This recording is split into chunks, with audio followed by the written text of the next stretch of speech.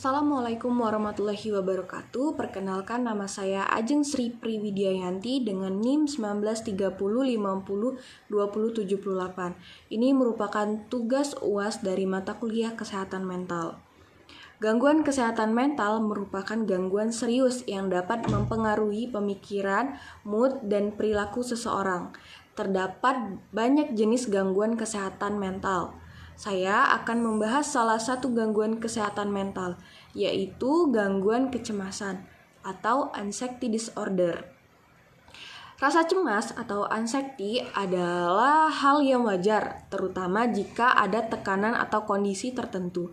Namun, jika rasa cemas dan khawatir menjadi tidak terkendali, berlebihan, bahkan sampai mengganggu aktivitas sehari-hari, maka bisa jadi ini merupakan tanda seseorang sedang mengalami gangguan kecemasan. Gejala gangguan kecemasan yang bisa dikenali antara lain yaitu yang pertama, munculnya rasa cemas dan khawatir yang berlebihan terhadap berbagai kondisi yang tidak khas. Yang kedua, munculnya pikiran yang berlebihan tentang rencana atau solusi kemungkinan terburuk yang belum tentu terjadi. Yang ketiga, mudah merasa tersinggung, gelisah, gugup, dan juga tersudut. Yang keempat, ragu-ragu, takut, dan sulit untuk mengambil suatu keputusan. Sulit untuk berkonsentrasi. Selanjutnya yaitu gangguan kecemasan juga dapat menimbulkan gejala fisik seperti selalu merasa lelah, mengalami gangguan tidur, sakit kepala, gemetar, berkeringat secara berlebihan dan mual, bisa juga sakit perut serta disertai diare yang berulang. Penyebab gangguan kecemasan hingga saat ini belum diketahui penyebab pasti dari gangguan kecemasan. Tetapi ada beberapa faktor yang dapat memicu gangguan kecemasan, antara lain yaitu memiliki riwayat trauma atau pernah mengalami peristiwa yang membuat stres seperti bullying atau perundungan. Yang kedua yaitu memiliki keluarga dengan riwayat gangguan kecemasan yang biasa disebut dengan memiliki keturunan genetik.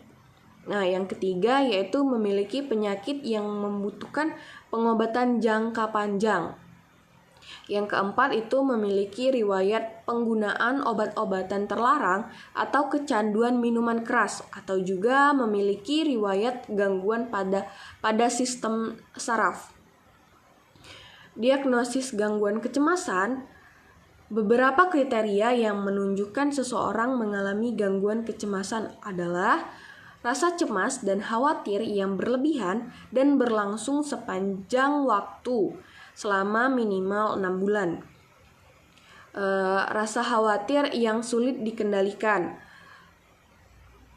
Keluhan dan gejala tersebut menyebabkan gangguan dalam beraktivitas. Keluhan yang tidak disadari oleh penyakit atau kondisi kesehatan khusus. Dan juga selain itu gangguan kecemasan juga diikuti dengan minimal 3 gejala berikut. Yang pertama, merasa gelisah, bersemangat, dan juga merasa gelisah, tidak bersemangat, dan juga merasa tersudutkan.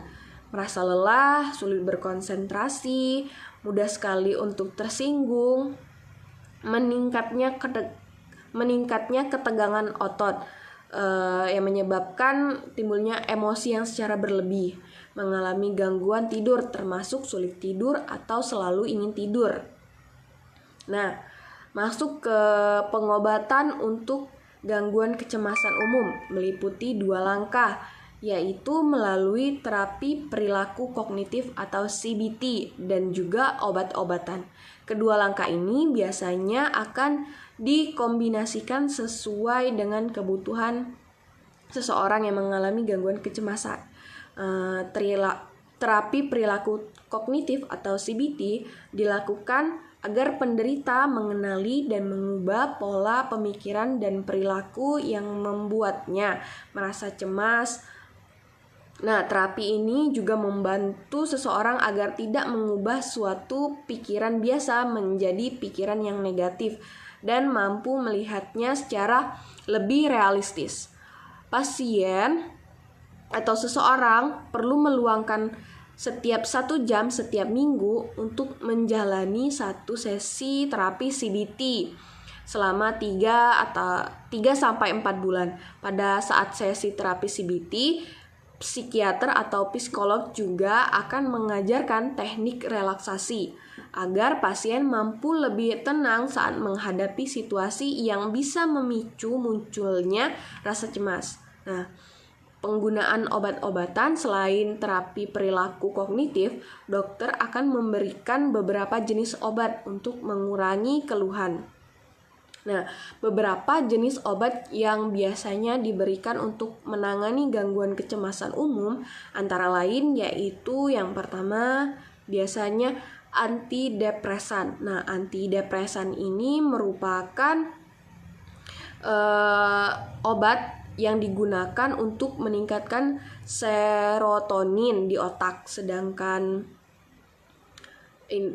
fungsinya itu yaitu untuk meluangkan atau mengendalikan pemikiran. Yang penyakit kedua, obat-obatan yang kedua yaitu pregabalin. Obat pregabalin ini biasanya bisa digunakan pada penderita epilepsi dan lainnya. Salah satu obat yang sering digunakan untuk gangguan kecemasan. Dan yang terakhir yaitu benzodiazepin.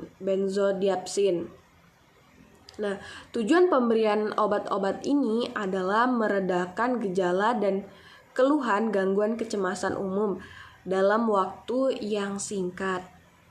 Selain dengan terapi perilaku kognitif dan obat-obatan, penderita gangguan kecemasan bisa melakukan beberapa di bawah ini untuk meringankan gejala yang dialaminya. Selain penggunaan obat-obatan, yaitu berolahraga dengan teratur, melakukan teknik relaksasi yang lebih sering seperti meditasi dan yoga, menghindari kafein, rokok, atau juga mengurangi atau menghilangkan mengkonsumsi minuman keras.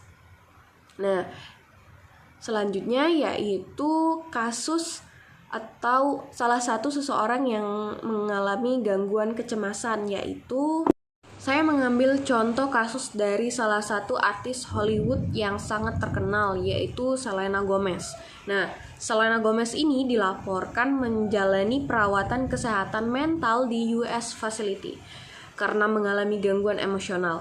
Tercatat, Selena sudah 2 kali dirawat di rumah sakit hanya dalam beberapa minggu terakhir. Salah satu pemicunya adalah sel darah putih yang rendah.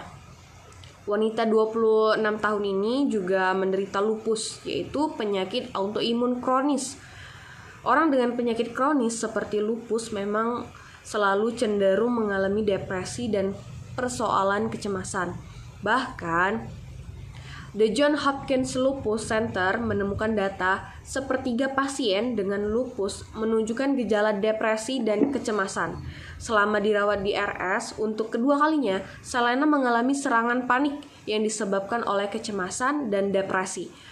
Berita itu muncul hanya beberapa minggu setelah penyanyi Wolf itu mengumumkan pengunduran diri dari akun media sosial.